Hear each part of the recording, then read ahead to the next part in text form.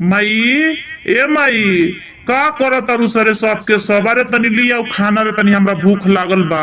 अरे ए बाबू अभी कहाँ खाना बनल बा हो बतावा हमरा से खाना बनता।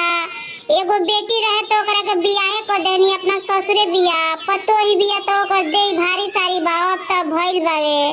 तो ए माई जा तनी हम मीनवा के बोला लियावे एजा कुछ दिन रही तनी एकरा भौजी के उबार मिली ऊ तो कुछ करिए नहीं खे पावत। हां ए बाबू जा बोला लियावा यही सब में नु लोग बेटी बहन के पूछेला आ जाई त कुछ उबारो होई काम काज घर दुआर के करी त तनी पतोहा के कम भीड़ पड़ी। अरे ए जी बड़ा मुस्की मारत आवतानी का बात बाजी मगहिया पान खा के बड़ा चवनिया मुस्की मारतानी। राजा मोरा भीतर आवे पनवा बीरवा पूछत आवे मुस की मारत आवे होए रानिया बतोरे दिन निचकाइले बहनिया अपन ले आई का ए रानिया बतोरे दिन निचकाइले बहनिया अपन ले आई का। अरे ये जी जजले हमर देन चलो तो तैयार चले दी का खबर खबर उनकरा के बुलावे जा तनी आवेली ते को काम धाम करेली थोड़ी ना जो ये हमरा से पूरा काम धाम ना होई नु तो ये हम बता दे मोई दिन बोला लिया हम कौन दूर बड़ी न दो। हमरे यारो सहावी हमरे पड़ो सहावी बूढ़ा हमरे घर आवे हो राजा तू ही दुई भौरी लगावत दुई जाना खाइली हल जा ए राजा तू ही दुई भौरी लगावत हम दुई खाइली हल जा।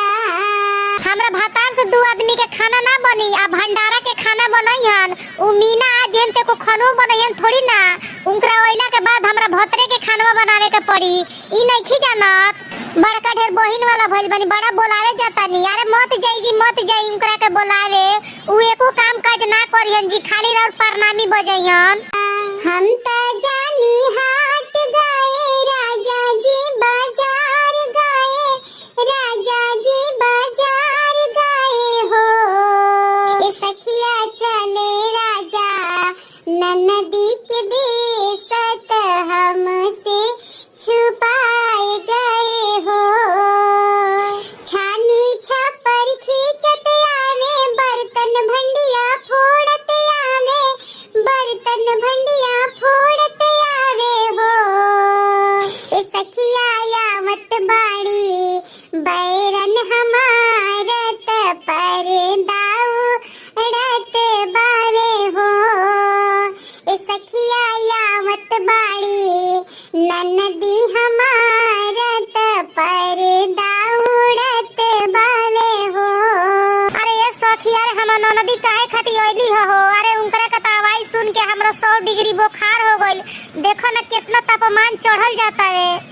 अरे ये सखी उनकर रहन स्वभाव हमरा बड़ा खराब लागेला हो एगो काम ना करे के चाहेली उनकर त आवाज हमरा कान में टीसेला। अरे तनी रुई लिएबू हो तनी कानवा में अपना ठूस ली कि उनकर आवाजवा हमरा ना सुनाई दी। अंग अंग मोरा बांधो यावरू राजाई ओढ़ावो मोरे काने रुई ठूस हो ए सखिया हमरा त आवेला बुखार ननदिया के नाम सुनी के अपने त अपने आवे सौ सौ गो लइका लावे सौ सौ गो लइका लावे हो ए सखिया पीछे लागल आवे उनकर भतरू खरचवा मोरा बढ़ जई है हो ए सखिया पिछवा लागल आई है उनकर भतरू खरचवा हमरे बढ़ जई है हो। अरे काहे सखी जितना कंजूस तू बड़ उतने कंजूस तार सास बड़ी एगो पहुनी के ओइला से एगो ननद के ओइला से तार कितना खर्चा हो जाई हो। अरे ये सखी खर्चवे ले बा खर्चा तो करवाइबे करेली इज्जतियों के नीलाम कर देली दुनिया भर के अपना माई से आके कुछ राई बतियावेली दुआरे पे पंचायत करेली ननद ओइसा ननद हमरा के ना चाहिए। खाना पीना खाइली है बू